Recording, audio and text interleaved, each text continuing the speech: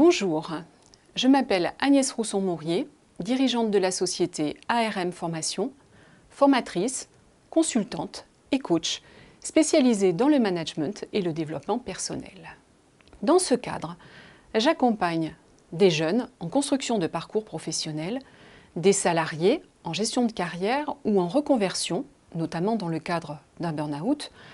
J'anime de nombreuses formations tuteurs et je conseille des entreprises dans la professionnalisation de la fonction tutorale. Les entreprises évoluent actuellement dans un environnement inédit. Sur le marché de l'emploi, la main-d'œuvre qualifiée est une denrée d'autant plus rare que le départ massif des seniors à la retraite présente un risque majeur de déperdition des savoir-faire. L'entreprise doit donc attirer, fidéliser, former de nouveaux collaborateurs pour transmettre les savoir-faire fondamentaux.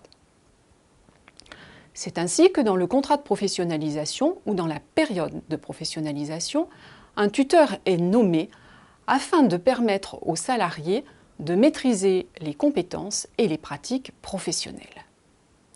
Cette définition, de prime abord simple, revêt dans son application opérationnelle des contraintes et des difficultés. Car la fonction tuteur répond à de nombreux objectifs. Transmettre les savoir-faire, nous l'avons évoqué, mais aussi valoriser les salariés expérimentés.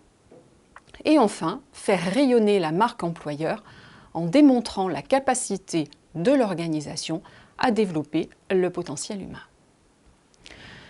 Cette formation s'adresse donc aux personnes ayant à assurer le rôle de tuteur d'un salarié en contrat ou en période de professionnalisation, mais également à tout manager ayant à encadrer et intégrer un nouvel arrivant dans l'entreprise. Elle vous permettra de comprendre le mode de fonctionnement des générations et d'avoir une approche du management intergénérationnel, de connaître les enjeux du marketing RH, d'identifier les particularités et les champs de compétences du tuteur, de participer au recrutement et de créer un parcours d'intégration et d'accompagnement, de comprendre les modalités et les modes de transfert de la compétence.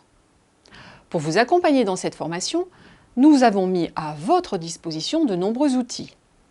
Des vidéos de travail, des vidéos d'approfondissement, des fiches outils téléchargeables, des exercices et pour finir, des QCM. Voilà de quoi travailler. Je vous souhaite une excellente formation et je vous dis à bientôt sur le Digital Learning.